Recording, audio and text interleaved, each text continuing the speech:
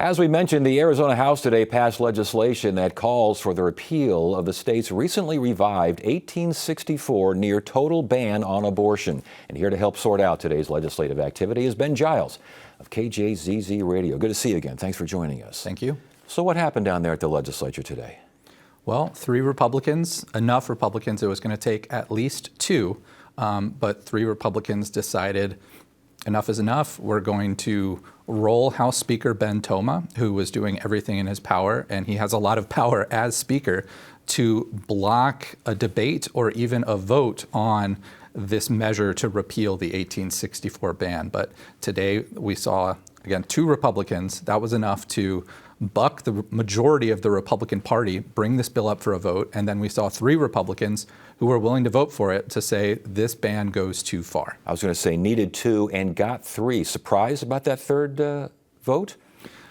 A little surprised, but it's not anyone who we weren't expecting to maybe be a yes on repeal. Matt Gress, State Representative Matt Gress, has been very outspoken since the Arizona Supreme Court ruling that he thinks this should be undone. Dunn and Wilmoth were both rumored to be in favor of repeal, but the question had been, were they willing to take the step to kind of overthrow House Speaker Ben Toma? And what we saw today was Dunn and Gress take that step. And then after that was done, Wilmoth also step up and say, I want to repeal this ban. Indeed, we got Gress saying that the law is unworkable and out of line with values of Arizonans. Dunn sounded like he was more concerned about the ramifications of this, that if it were to stay into place, the Citizens Initiative, which is being worked on, would likely grant more abortion rights than he would be comfortable with. Does that sound about right? Well, the Citizens Initiative will tell you that this Arizona Supreme Court ruling has been a shot in the arm to their campaign, to their signature gathering effort, which is still ongoing, to collect enough signatures to qualify for this roughly 24-week abortion ban to be on the ballot in November. They have, as of earlier this month, 500,000 signatures, well more than they would need to qualify. They're aiming for about 800,000 signatures. And there's been increases in volunteer efforts to help with that campaign. The Arizona Supreme Court's ruling really galvanized that campaign. And we're going to hear more about that initiative and those who are opposed to that initiative coming up here later in the show. But as far as the arguments today, for and against, we got Jacqueline Parker, complete betrayal of everything Arizona stands for and has always stood for. Rachel Jones, I'm disgusted today. And Speaker Toma said he was deeply disappointed. And he made some moves, didn't he? Didn't he take someone, I think he put Gress off of a committee, the Budget Committee, right? He took Gress off the Budget Committee during floor action shortly after the vote to repeal. He also removed the Democratic minority leader from the Budget Committee as well. That leader was responsible for holding the Democratic caucus together and ensuring that all 29 votes were there to supplement the 3 votes from Republicans. So there's not a ton you can do to punish your members, but taking members off committees, particularly the Appropriations Committee, which at some point in May or June should be debating a budget, is certainly a big move. Okay, as far as the arguments for and against, how passionate was it down there? You heard a lot of passion, particularly from those who are opposed to abortion rights.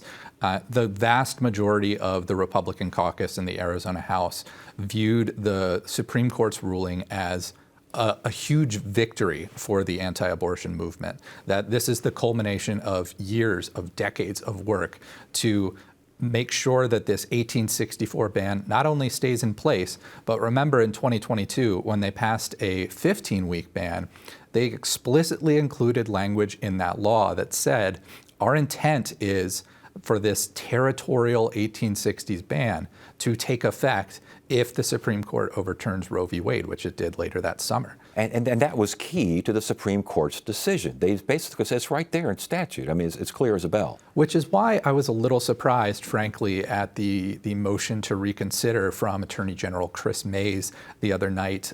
She argued in that motion essentially that the justices read into the intent of lawmakers wrong.